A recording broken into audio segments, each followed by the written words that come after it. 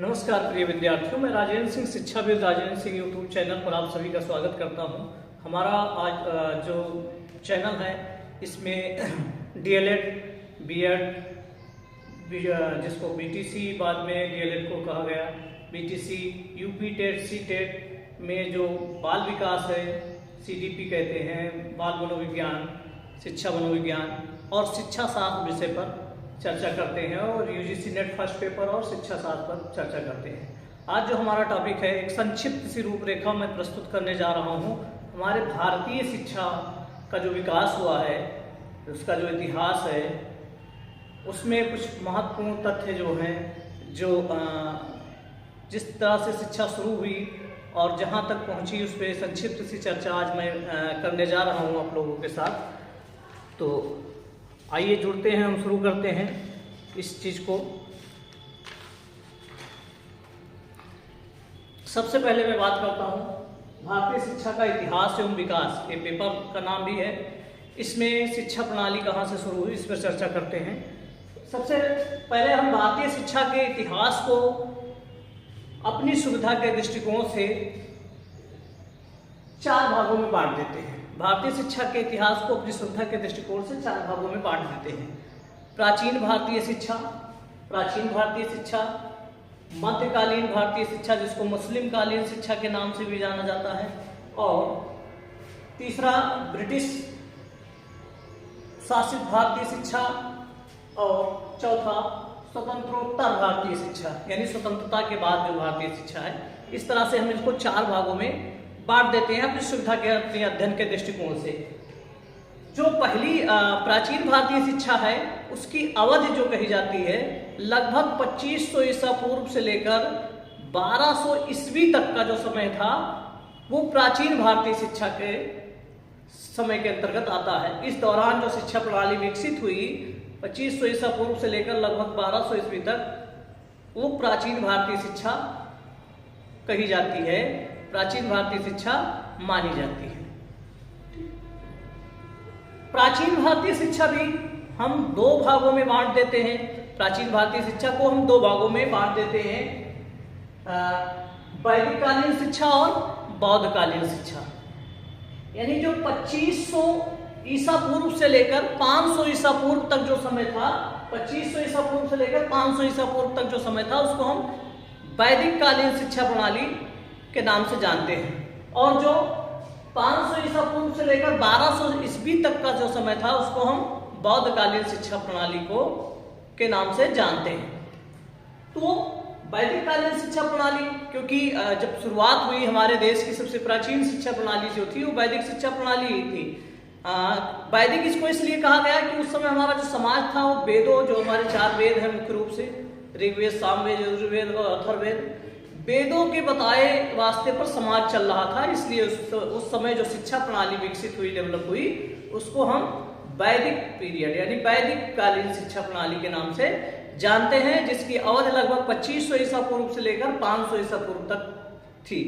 विशेष क्या था वैदिक कालीन शिक्षा प्रणाली के बारे में हम जानते हैं, तो शिक्षा का जो प्रशासन एवं वित्त था, उस पर चर्चा करते हैं। तो वैदिक कालीन शिक्षा पूर्ण रूप से निःशुल्क थी, किसी भी प्रकार की कोई शुल्क या फीस नहीं लिया जाता था। आय के जो स्रोत थे, वो दान, दक्षिणा और भिक्षा, ये आय के स्रोत थे। वैदिक कालीन शिक्षा जो प्राथमिक शिक्षा थी, वो घरों पर घर के सदस्यों के द्वारा दी जाती थी। जब बच्चा 5 वर्ष का होता था, तो उसका विद्यारंभ संस्कार होता था।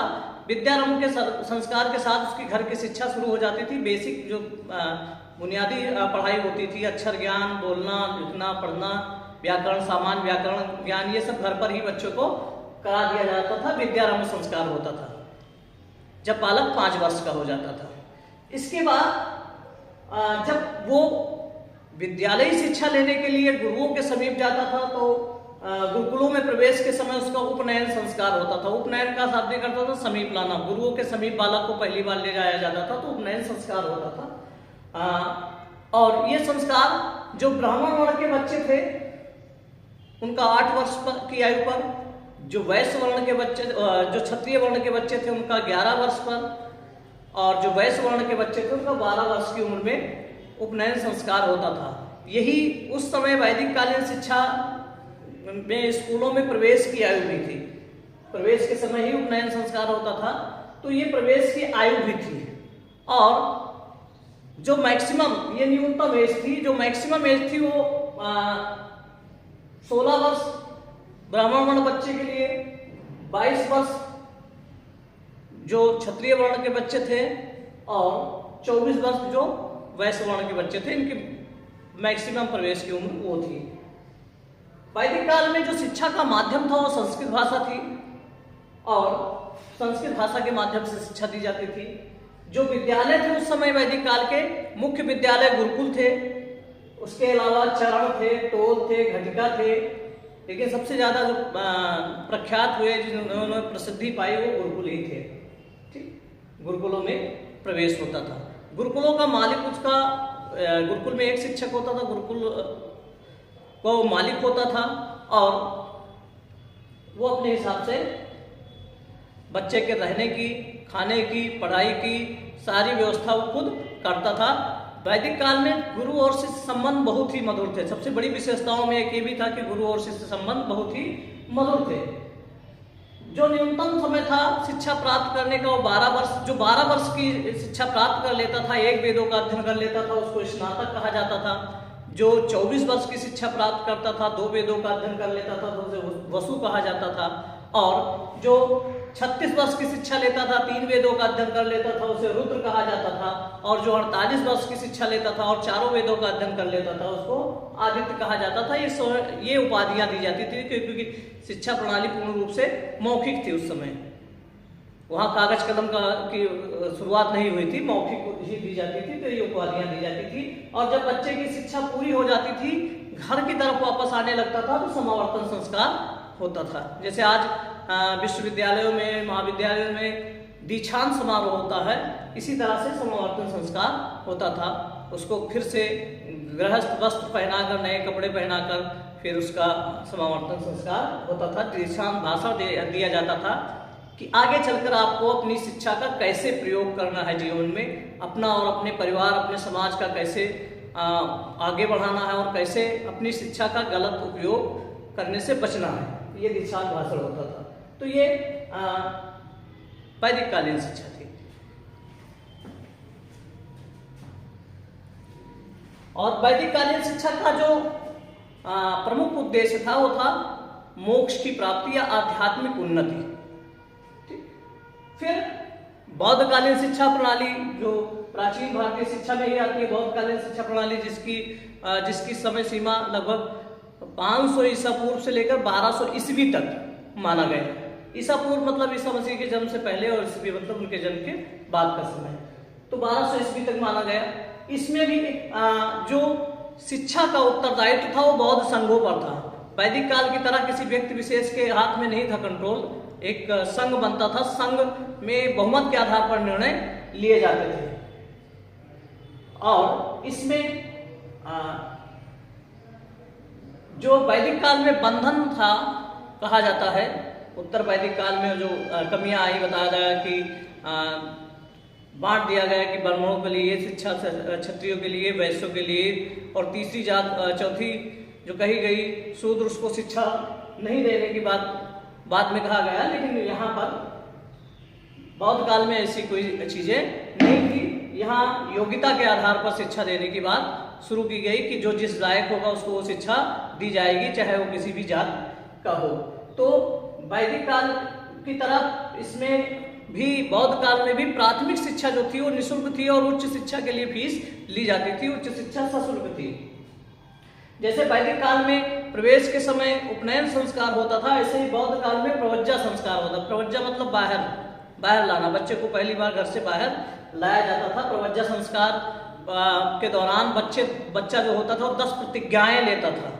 चोरी न करना, झूठ न बोलना, पराई वस्तु न ग्रहण करना, इस तरह से 10 प्रतिज्ञाएं लेता था। और फिर उसका जो शिक्षा के केंद्र थे बौद्ध काल में, वो मठ और विहार थे। मठ और विहारों में उसका प्रवेश होता था। मठ, यहाँ की बौद्ध कालीन शिक्षा की जो भाषा थी वो पाली भाषा थी। पाली भाषा में शिक्षा दी जाती थी और शायद पाली जो आम लोगों की बोलचाल की भाषा थी, इसीलिए शायद बौद्धकालीन शिक्षा का बहुत ज़्यादा विकास उस समय हुआ।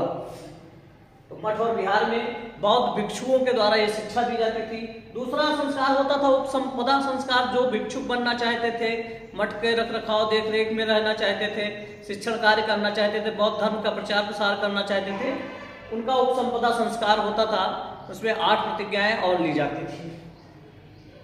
उस समय का जो नालंदा विश्वविद्यालय था, नालंदा था, वल्लभी था, विक्रमशिला विश्वविद्यालय था, ये विश्वविद्यालय बौद्ध काल शिक्षा प्रणाली के सबसे प्रख्यात विश्वविद्यालयों में एक थे। ठीक, ये यहाँ पर शिक्षा का, बौद्धकालीन शिक्षा का जो अंतिम उद्देश्य था वो निर्वाण की प्राप्ति थी, निर्वाण की प्राप्ति थी। और प्रमुख उद्देश्य, जैसे वैदिक काल शिक्षा का प्रमुख उद्देश्य माना जाए तो डॉक्टर अल्तेकर कहते हैं ईश्वर भक्ति एवं धार्मिकता की भावना का विकास करना ही वैदिक कालीन शिक्षा का प्रमुख उद्देश्य था। ऐसे ही बौद्धकालीन शिक्षा का प्रमुख उद्देश्य था बौद्ध धर्म एवं संस्कृति का प्रचार प्रसार करना, और अंतिम उद्देश्य था निर्वाण की प्राप्ति करना। बौद्ध शिक्षा भगवान बुद्ध के बताए रास्ते पर जो लोग चले, उस समय जो शिक्षा प्रणाली डेवलप हुई, उसी को हम बौद्ध शिक्षा के नाम से जानते हैं। फिर मध्यकालीन भारत में आ जाते हैं।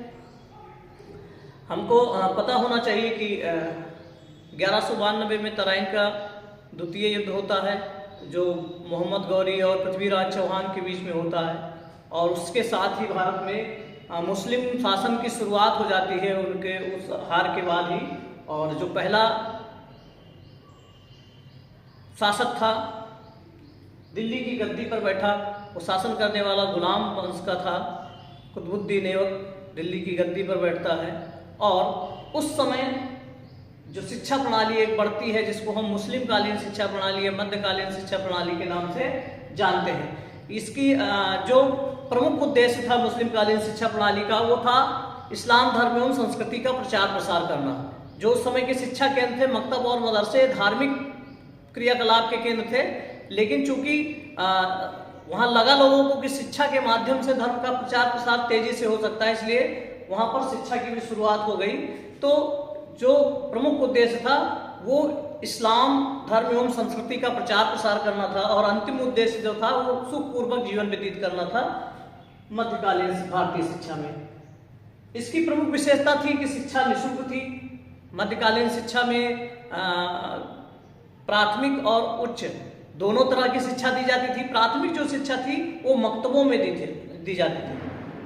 ठीक, मकतब जो है वो अरबी भाषा का शब्द है, उसका अर्थ होता है उसने लिखा, अर्थात जहाँ लिखने पढ़ने की शुरुआत होती थी वो मकतब। तो मकतब प्राथमिक शिक्षा के केंद्र थे, और मदरसा जो था वो अरबी भाषा के दरस शब्द से बना है, जिसका अर्थ होता है भाषण देना, अर्थात भाषण के माध्यम से जहाँ पढ़ाई लिखाई हो वो मदरसा कहा जाता था। तो मदरसा जो थे वो उच्च शिक्षा के केंद्र थे। मकतब प्राथमिक शिक्षा के केंद्र और मदरसा उच्च शिक्षा के केंद्र। और इनकी भाषा अरबी और फारसी थी। एक नई भाषा थी भारत के लिए। शायद भारत में शिक्षा का नुकसान भी इसीलिए ज़्यादा हुआ क्योंकि ये भाषा यहाँ के लोगों को समझ में नहीं आती थी। तो निःशुल्क शिक्षा थी। और जैसे वैदिक काल में उपनयन संस्कार होता था, बौद्ध काल में प्रवज्जा संस्कार होता था, ऐसे ही मध्य काल में बिस्मिल्लाह खानी रस्म होती थी प्रवेश के समय। मकतबों में प्रवेश के समय बिस्मिल्लाह खानी रस्म होती थी। शिक्षा शुरू करने का ये संस्कार था। जब बालक 4 वर्ष 4 माह और 4 दिन का हो जाता था तो बिस्मिल्लाह खानी रस्म होती थी। बिस्मिल्लाह का शाब्दिक अर्थ होता है अल्लाह के नाम से शुरू करते हैं।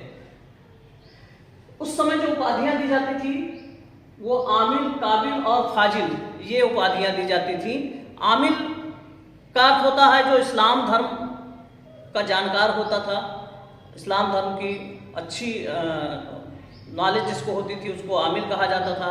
काबिल जो अरबी फारसी का विद्वान होता था, प्रकांड विद्वान होता था, उसको काबिल कहा जाता था।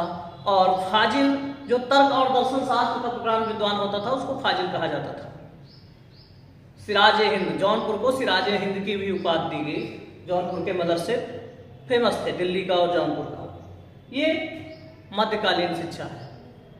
ठीक, इसके बाद हम बात करते हैं ब्रिटिश भारतीय शिक्षा। जो ब्रिटिश मतलब अंग्रेज आ गए। अब अंग्रेज आ गए। जो अंग्रेजों की शिक्षा थी वो लगभग जो अंग्रेज एक्टिव हुए वो 1700 से लेकर 1947 तक का जो समय था वो ब्रिटिश शासित भारतीय शिक्षा प्रणाली के नाम से हम जानते हैं। ब्रिटिश शासित शिक्षा प्रणाली के नाम से इसको हम जानते हैं। इस समय जो शिक्षा विकसित हुई 1707 में लगभग औरंगजेब की मृत्यु होती है, उसी के वो अंतिम स्थापित शासक था। उसके बाद ईस्ट इंडिया कंपनी भारत में आई और इसको भी हम चाहें तो दो तरह से बांट सकते हैं। एक ईस्ट इंडिया कंपनी शासित शिक्षा प्रणाली जो 1700 से लेकर 1857 तक का समय था, और दूसरा ब्रिटिश क्राउन द्वारा शासित शिक्षा प्रणाली जो 1857 से 1947 तक था। सुविधा के अनुसार दो भागों में बांट सकते हैं। तो इसमें जो प्रमुख कार्य हुए उसी के ऊपर हम चर्चा करेंगे। सबसे पहला काम हुआ कलकत्ता मदरसा की स्थापना। कलकत्ता मदरसा की स्थापना जो हुई थी वो 1781 में हुई थी। वारेन हेस्टिंग ने इसकी स्थापना की थी 1781 में।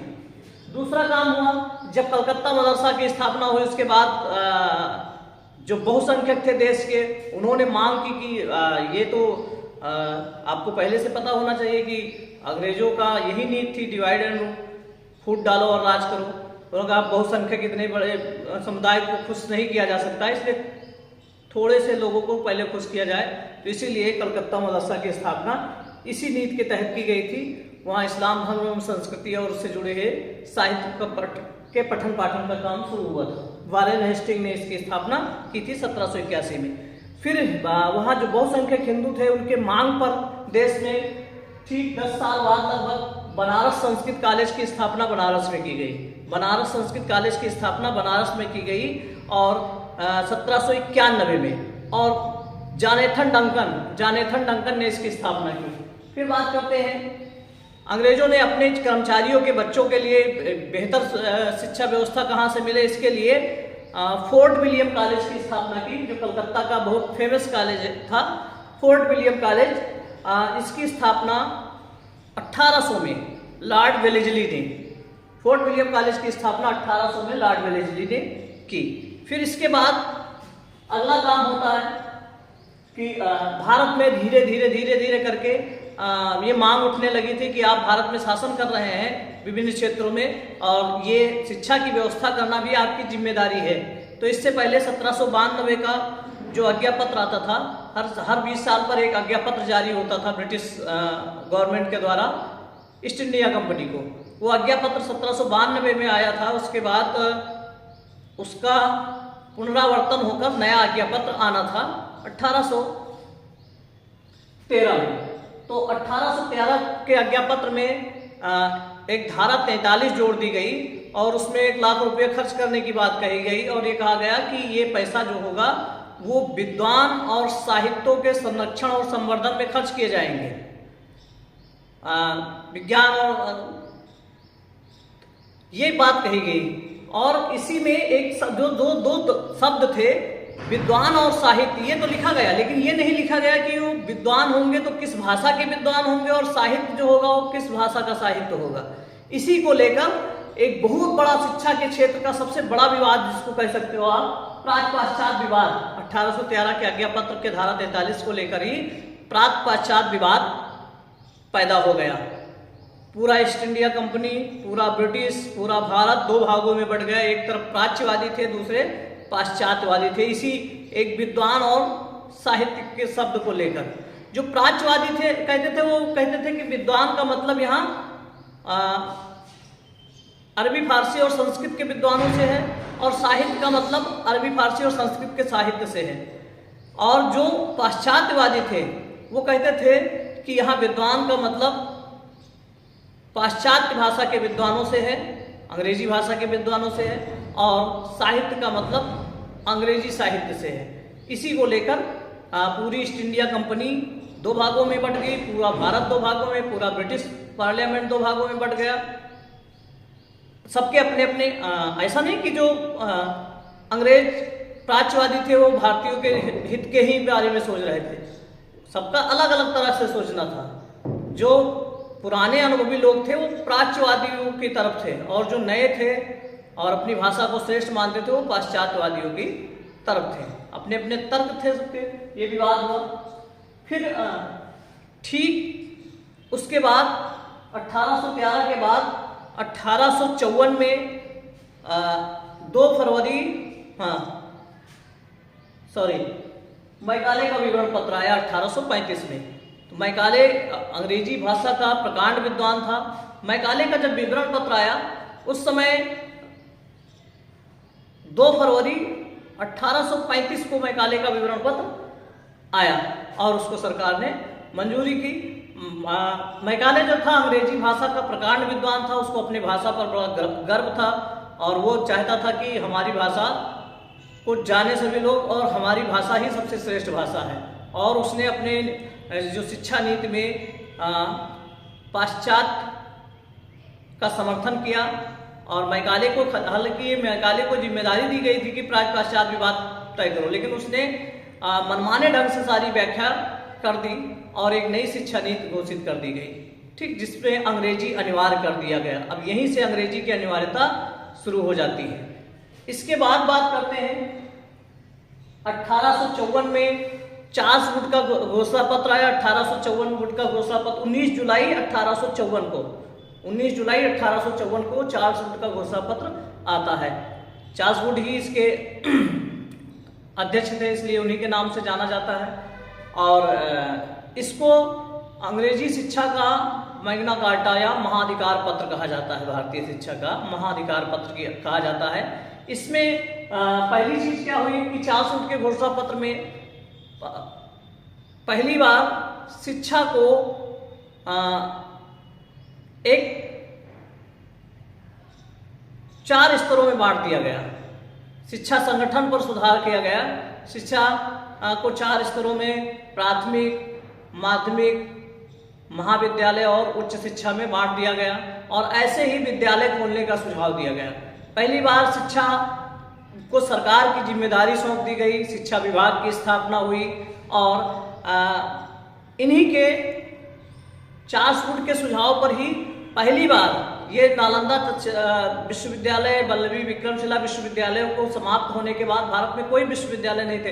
पहली बार 1854 चार्ल्स के वुड के घोषणा पत्र के बाद ही भारत में 3 विश्वविद्यालय, जो कलकत्ता विश्वविद्यालय, चेन्नई में और बॉम्बे में 3 विश्वविद्यालय खोलने का सुझाव इन्होंने दिया था और शायद 56-57 में खुले भी, 1856-1857 में। तो इसमें शिक्षा को स्तरों में बांटा गया। प्राथमिक विद्यालय, मिडिल विद्यालय, हाई स्कूल और विश्वविद्यालय, महाविद्यालय खोलने का सुझाव भी विभिन्न स्तरों पर विद्यालय। इससे पहले शिक्षा क्या थी, इन्होंने कहा कि भारत में जो शिक्षा चल रही है वो मनोवैज्ञानिक नहीं है, क्योंकि यहाँ पर प्राथमिक शिक्षा है और फिर सीधे उच्च शिक्षा है, इसके बीच की कोई कड़ी नहीं है। इसलिए उसने प्राथमिक, मिडिल, हाई स्कूल, कॉलेज और उच्च विश्वविद्यालय शिक्षा की बात कही। इसके बाद भारत में हमको पता है 1857 को हमारी पहली असफल क्रांति हुई, जो हम जिसको बेहतर ढंग से कर पाए, और उस क्रांति को दमन करते हुए अंग्रेजों को बहुत समय लग गया। तो 20 साल बाद 54 से 74 में आ जाना चाहिए था एक नया आज्ञापत्र, लेकिन नहीं आया। और फिर जो नया आता है, एक आयोग का गठन किया जाता है, जो चार्ल्स वुड ने ईसाई मिशनरियों का एकाधिकार शिक्षा में खत्म कर दिया था, जो मैकाले के विवरण पत्र के बाद आ गया था। तो ईसाई मिशनरी भी लगातार मांग कर रहे थे कि भारत में हमको शिक्षा की शुरुआत की बात की जाए, हमको विद्यालय खोलने का अधिकार दिया जाए, ईसाई धर्म का प्रचार प्रसार करने का अधिकार दिया जाए। उनकी भी मांग थी और भारतीय भी मांग कर रहे थे कि 1854 जो वुड का घोषणा पत्र आया था उसको बहुत समय बीत गया, अब नई शिक्षा नीति की जरूरत है। इसके लिए 3 जनवरी 1882 को भारतीय शिक्षा आयोग का गठन किया गया। 3 जनवरी 1882 को 3 जनवरी 1882 को भारतीय शिक्षा आयोग का गठन किया गया और इसके जो अध्यक्ष बनाए गए वो विलियम हंटर विलियम हंटर इस आयोग के अध्यक्ष बनाया है। ये कंफ्यूजन नहीं होगा, भारतीय विश्वविद्यालय अलग है, राष्ट्रीय शिक्षा आयोग अलग है और भारतीय शिक्षा आयोग अलग है। तो भारतीय शिक्षा आयोग जिसका गठन 3 जनवरी 1882 को हुआ, जिसके अध्यक्ष विलियम हंटर बनाया गया, इसलिए इसको हंटर आयोग के नाम से भी जाना जाता है। पहला ये आयोग था जिसमें भारतीयों को भी सम्मिलित किया गया था सदस्य के रूप में। तो हंटर आयोग स्पेशली ये कहा जाता है कि हंटर आयोग ने इसने स्थानीय निकायों को शिक्षा सौंपने की बात कही।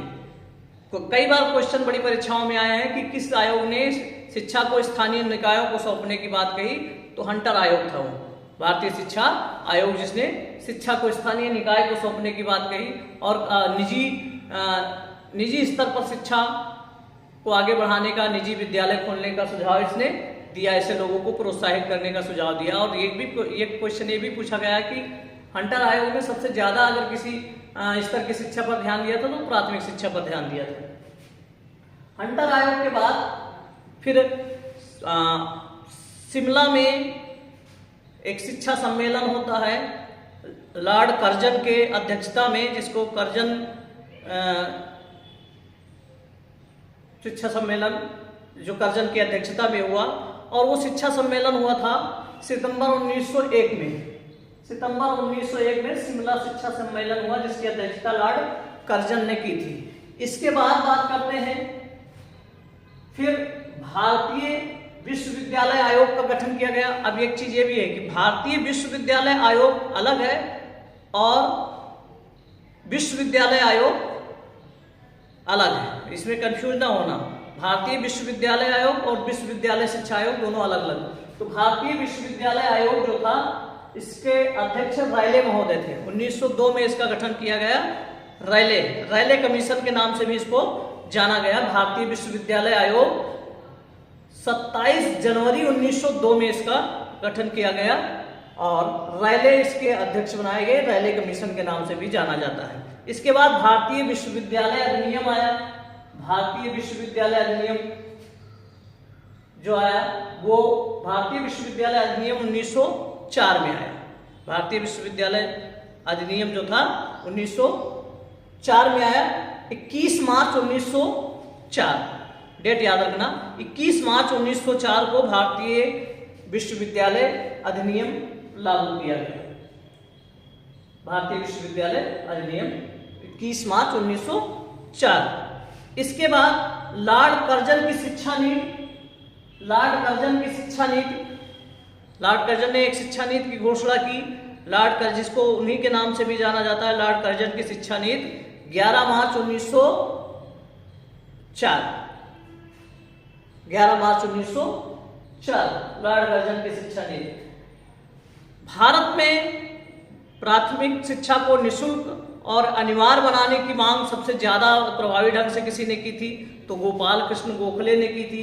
गोखले जो थे बड़ौदा नरेश सयाजीराव गायकवाड़, वो अपने राज्य में 7 से 14 वर्ष के बच्चों के लिए अनिवार्य और निःशुल्क शिक्षा की शुरुआत कर रहे थे।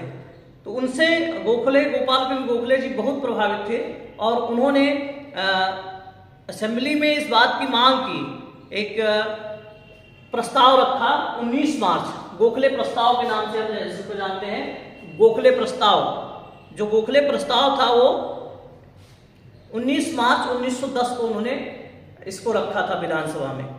ठीक, फिर गोखले प्रस्ताव के बाद गोखले का विधेयक आता है। गोपाल कृष्ण गोखले का विधेयक आता है 16 मार्च 1911 को। 16 मार्च 1911 को गोखले विधेयक आता है। गोखले प्रस्ताव अलग है, विधेयक अलग है, इसको डेट ध्यान रखना। गोखले प्रस्ताव जो था वो 19 मार्च 1910 को था और गोखले विधेयक 16 मार्च 1911 को था।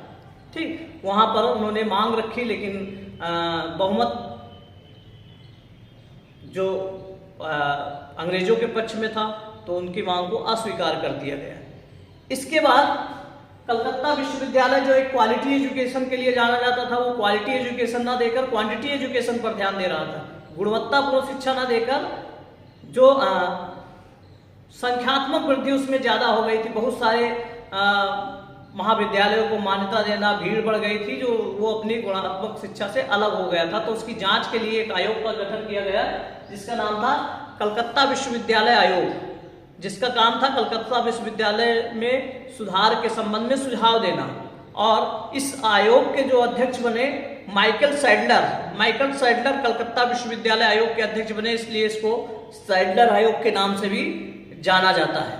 और इस आयोग का जो गठन हुआ था कलकत्ता विश्वविद्यालय आयोग का 14 सितंबर 1917 को इसका गठन हुआ था। 14 सितंबर 1917 को इस आयोग का गठन हुआ था, कलकत्ता विश्वविद्यालय आयोग का। और मई 1919 में इसने अपनी रिपोर्ट सरकार को सौंप दी। तो इसने कलकत्ता विश्वविद्यालय के बारे में सुझाव दिया और इसके साथ साथ भारत के अन्य विश्वविद्यालयों के बारे में भी सुझाव दिया था। और इसके बाद बात कर लेते हैं हार्टांग कमेटी, हार्टांग समिति की बात कर लेते हैं। ये बहुत बड़े परीक्षा में पूछा गया क्वेश्चन है कि किस आयोग या समिति ने सबसे पहले अपव्यय और अवरोधन के बारे में सरकार का ध्यान आकर्षित किया। प्राथमिक शिक्षा की सबसे बड़ी समस्या क्या थी? अपव्यय और अवरोधन। अपव्यय का मतलब होता है एक निश्चित कक्षा की पढ़ाई पूरे किए बिना ही बीच से गायब हो जाना। ठीक, जैसे हमारे प्राथमिक शिक्षा क्या मानी जाती है? कक्षा 1 से 5 तक, 5 जब पढ़ लेता है तो कहते हैं प्राइमरी, और जूनियर जो 6 से 8 तक। लेकिन कक्षा 1 में एडमिशन नामांकन होता है 2, 3, 4, अच्छा मान लिया कक्षा 1 में 100 बच्चे हैं, लेकिन कक्षा 5 तक पहुंचते पहुंचते उनकी संख्या 50 ही बचती है। कोई 1 में गायब हुआ, कोई 2 में, कोई 3 में, कोई 4 में, 50। तो बीच में जो गायब हो गए, छोड़कर बाहर हो गए, उनको अपव्यय कहा जाता है। और अवरोधन का अर्थ होता है एक से अधिक समय तक, एक निश्चित समय जो 1 साल का होता है उससे अधिक समय तक एक ही कक्षा में बने रहना, ये अवरोधन होता है। तो ये प्राथमिक शिक्षा की प्रमुख समस्या थी। इस पर सरकार का ध्यान किसी कमेटी ने अगर सबसे पहले आकर्षित किया था तो वो हार्टांग कमेटी थी, हार्टांग समिति। फिलिप हार्टांग इसके अध्यक्ष थे। हार्टांग कमेटी 8 नवंबर 1927 को इस कमेटी का गठन किया गया था। 8 नवंबर 1927 का इसको गठन किया गया और 11 सितंबर 1929 को इसने अपनी रिपोर्ट भारत सरकार को, स्थानीय सरकार को सौंप दी, हार्टांग कमेटी ने। फिर हम बात करते हैं वुड-एवर्ट रिपोर्ट की। वुड-एवर्ट रिपोर्ट, जो वुड और एवर्ट 2 लोगों को साथ में एक कमेटी बनाई गई, जिससे कहा गया उसके बारे में सुझाव देने के लिए। इसने व्यावसायिक शिक्षा और सामान्य शिक्षा की बात की थी अलग अलग, कि व्यावसायिक शिक्षा लेना चाहते हो उनके लिए अलग पाठ्यक्रम और जो सामान्य शिक्षा लेना चाहते हो उनके लिए अलग पाठ्यक्रम की बात की थी। तो ये 1936 में वुड-एवर्ट कमेटी का गठन किया गया था और 1937 में इसने अपनी रिपोर्ट भारत सरकार को सौंप दी थी। फिर बात करते हैं वर्धा शिक्षा योजना। वर्धा शिक्षा योजना, जिसको बुनियादी तालीम, बुनियादी शिक्षा योजना, बेसिक शिक्षा योजना आदि नाम से जानते हैं। तो वर्धा शिक्षा योजना जो थी वो 17-18 अक्टूबर 1937 को गांधी जी ने वर्धा में एक भारतीय शिक्षा कैसी हो उसके बारे में एक व्याख्यान सभापति के रूप में बोलते हुए दिया था।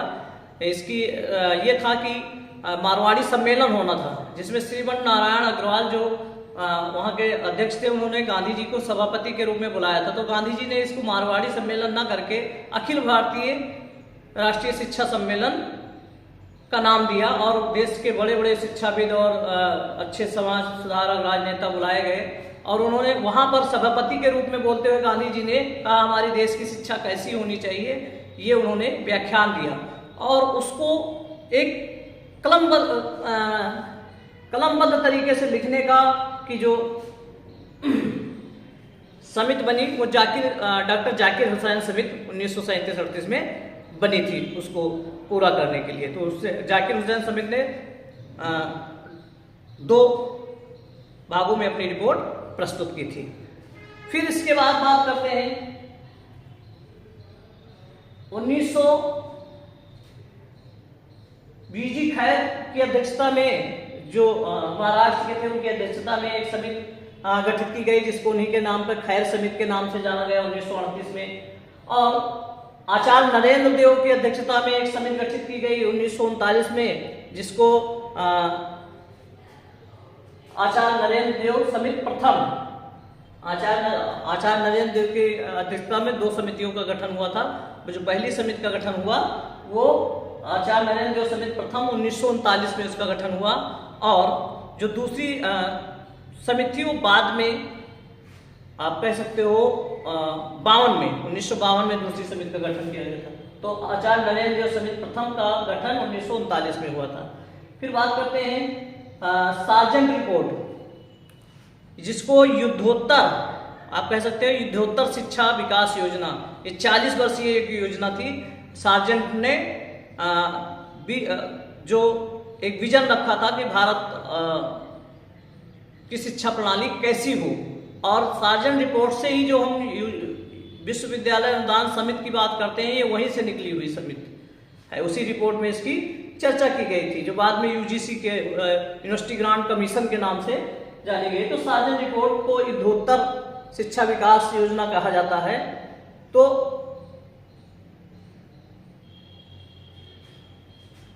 इसके बाद अब हम स्वतंत्र, तो हमारा देश 15 अगस्त 1947 को स्वतंत्र हो गया, और स्वतंत्रता के बाद जो आयोग बनी, जो नीतियां बनी, उसमें स्वतंत्रोत्तर भारतीय शिक्षा जो 1947 से लेकर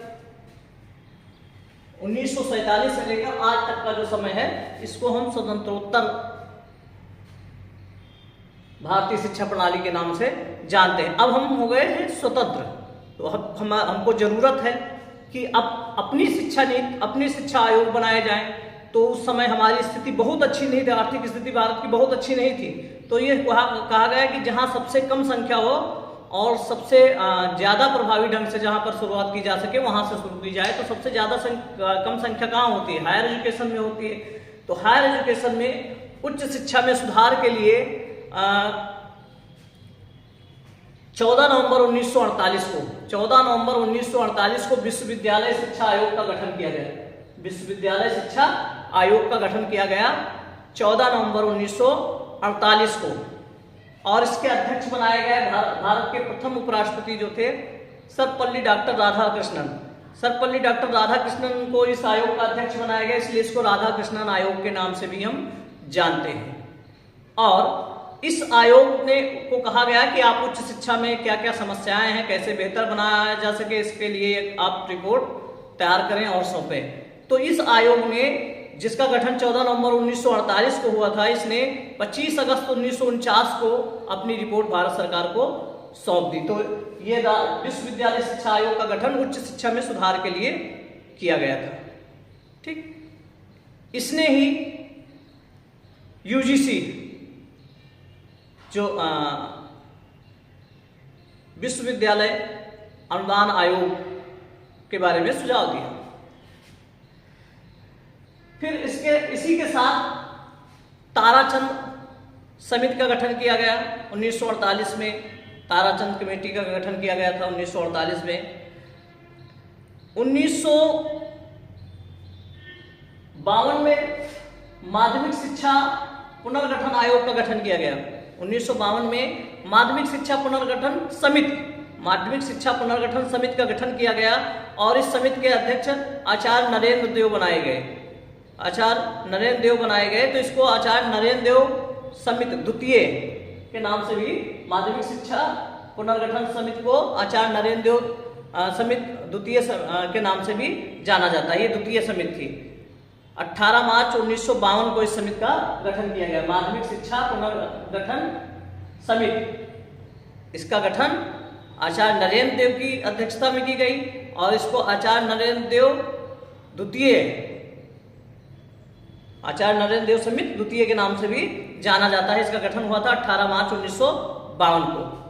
ठीक, ये माध्यमिक शिक्षा में सुधार के लिए इसका गठन किया गया था।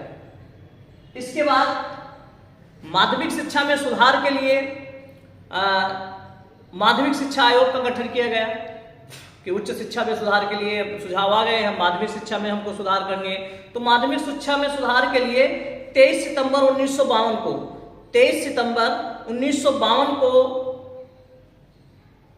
एक आयोग का गठन किया गया, जिसको माध्यमिक शिक्षा आयोग के नाम से जानते हैं। और इसके जो अध्यक्ष बनाए गए वो डॉक्टर अल्लादी लक्ष्मण स्वामी मुदालियर लादी लक्ष्मण स्वामी मुदालियर इसके अध्यक्ष बनाए गए, इसलिए इसको मुदालियर आयोग के नाम से भी, माध्यमिक शिक्षा आयोग को मुदालियर आयोग के नाम से भी, अध्यक्ष के नाम से भी आयोग को जाना जाता था, तो मुदालियर आयोग के नाम से भी माध्यमिक शिक्षा आयोग को जानते हैं।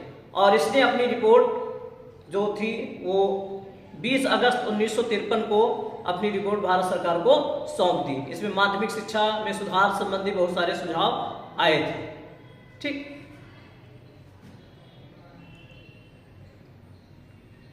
इसके बाद जो अगला आयोग का गठन किया जाता है वो था संस्कृत आयोग का गठन 1956 में हुआ था।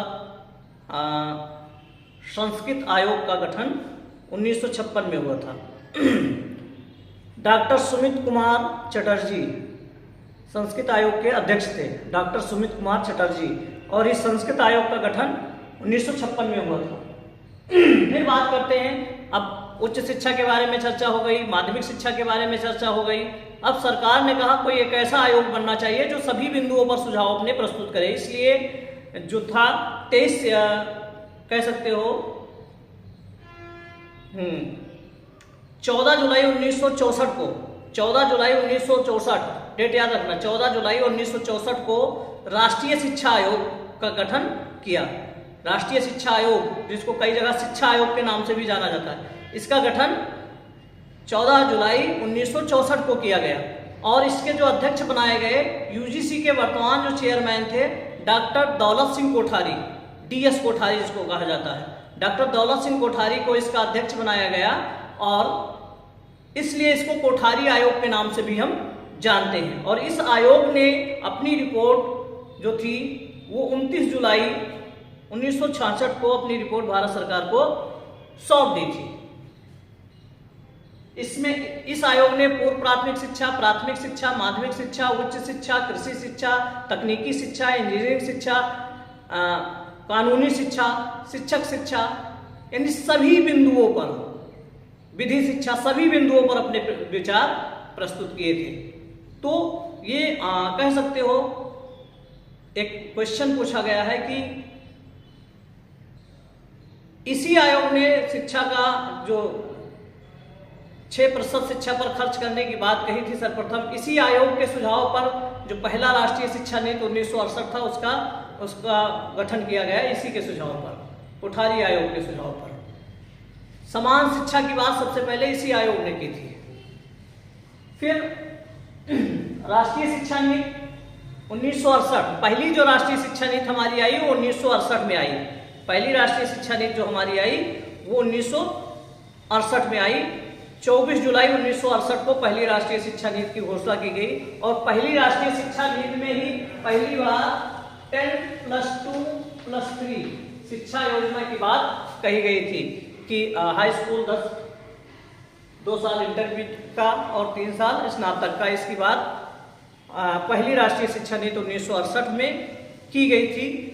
और उस समय हमारे पास संसाधन सीमित थे, उस समय के प्रधानमंत्री थी, उनका बहुत प्रयास रहा कि इसको आगे बढ़ाया जाए और लागू भी किया गया, लेकिन सभी देशों ने, सभी प्रदेशों में इसको लागू नहीं किया जा सका। और कुछ समय बाद इस पर काम भी चल रहा था, पहली राष्ट्रीय शिक्षा नीति 1968 पर, और सरकार बदल जाती है। तो उसके बाद दूसरी जो राष्ट्रीय शिक्षा नीति आती है 1979 में, 1979 में दूसरी राष्ट्रीय शिक्षा नीति की घोषणा की जाती है। मोरारजी देसाई उस समय के प्रधानमंत्री थे, और उन्होंने 10+2+3 10+2+3 की जगह पर 8+4+3 की संरचना का सुझाव दिया कि जो प्राथमिक शिक्षा होगी वो 8 साल की होगी, माध्यमिक होगी 4 साल की होगी, और जो स्नातक होगी वो 2 साल का होगा। ऐसा उन्होंने सुझाव दिया मोरारजी देसाई ने, लेकिन ये बहुत प्रभावी नहीं हुआ। ये कुछ समय बाद फिर से सरकार बदल गई और वही 10+2+3 शिक्षा संरचना को लागू किया गया। फिर इसके बाद राष्ट्रीय अध्यापक आयोग का गठन किया गया। राष्ट्रीय अध्यापक आयोग प्रथम और द्वितीय दोनों का गठन किया गया। राष्ट्रीय अध्यापक आयोग जो प्रथम था 1983 को इसका गठन किया गया। ये स्कूली शिक्षा के लिए था, और राष्ट्रीय अध्यापक आयोग जो द्वितीय था उसका भी गठन 1983 में हुआ था। ये उच्च शिक्षा के लिए था, स्कूली शिक्षा और उच्च शिक्षा। जो राष्ट्रीय शिक्षा आयोग प्रथम था ये 83 में गठन हुआ था। इसने अपनी रिपोर्ट जो थी वो 85 में सौंपी थी और इसके अध्यक्ष जो थे वो DP Chattopadhyay, professor DP Chattopadhyay जो राष्ट्रीय शिक्षा आयोग प्रथम था इसके अध्यक्ष थे।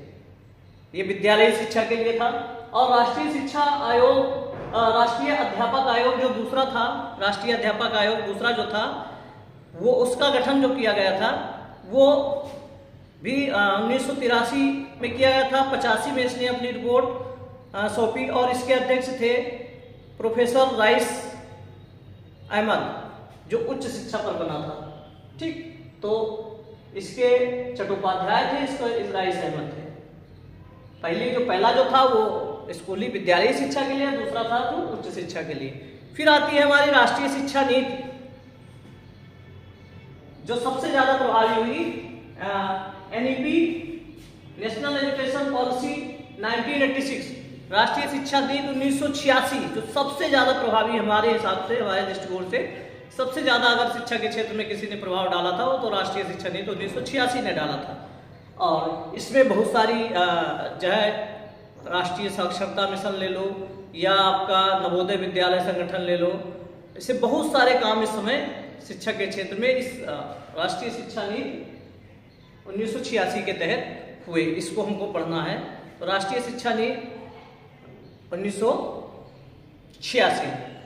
फिर इसके बाद राममूर्ति समीक्षा समिति बनती है 1990 में। इसके बाद जो 1986 वाली राष्ट्रीय शिक्षा नीति है इसको पुनर्विचार के लिए जनार्दन रेड्डी की अध्यक्षता में जनार्दन रेड्डी समिति बनती है 1992 में। फिर आपको पता है कि सर्व शिक्षा अभियान की शुरुआत होती है 2001-2002 में, 2001 में सर्व शिक्षा अभियान की शुरुआत होती है। इसके बाद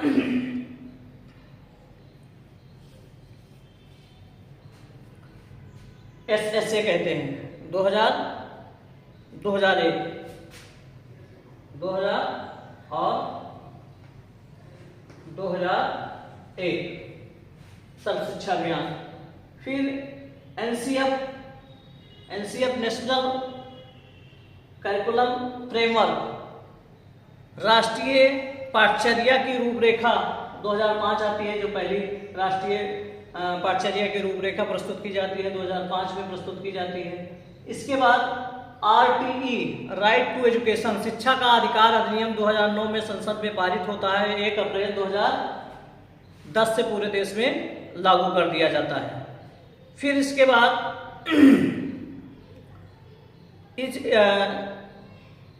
जो कह सकते हो सर्व शिक्षा अभियान के बाद NCF 2005, इसके साथ साथ ही एक और काम होता है, राष्ट्रीय ज्ञान आयोग का गठन किया जाता है। नेशनल नॉलेज कमीशन का गठन किया जाता है, जो इसका गठन किया जाता है 13 जून 2005 को। 13 जून 2005 को राष्ट्रीय ज्ञान आयोग का गठन किया जाता है और सैम पित्रोदा इसके अध्यक्ष बनाए जाते हैं। सैम पित्रोदा इसके अध्यक्ष बनाए जाते हैं। ठीक, फिर सर्व शिक्षा अभियान आपको बता चुके हैं। शिक्षा का अधिकार अधिनियम 2009 संसद में पारित हुआ एक बिल के द्वारा और 1 अप्रैल 2010 से इसको पूरे देश में लागू कर दिया गया।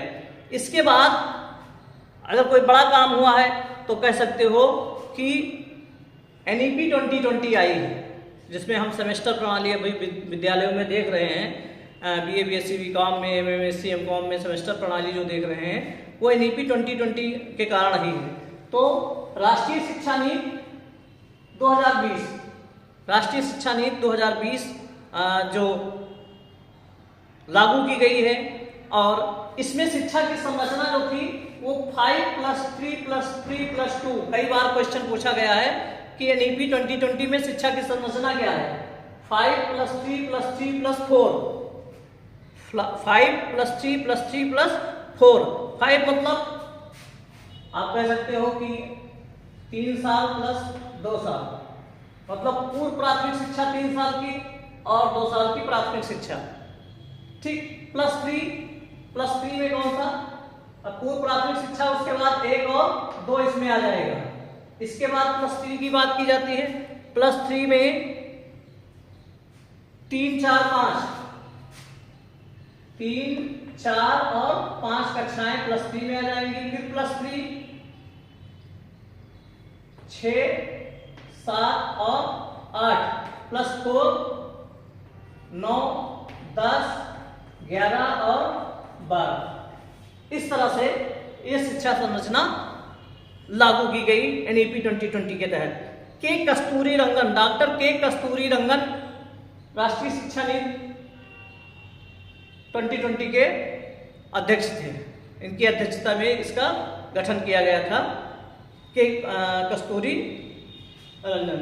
ये +3 जो रहेगा ये प्री स्कूल से पहले की शिक्षा। ठीक, ये जो था एक संक्षिप्त सा परिचय था हमारी भारतीय शिक्षा प्रणाली का।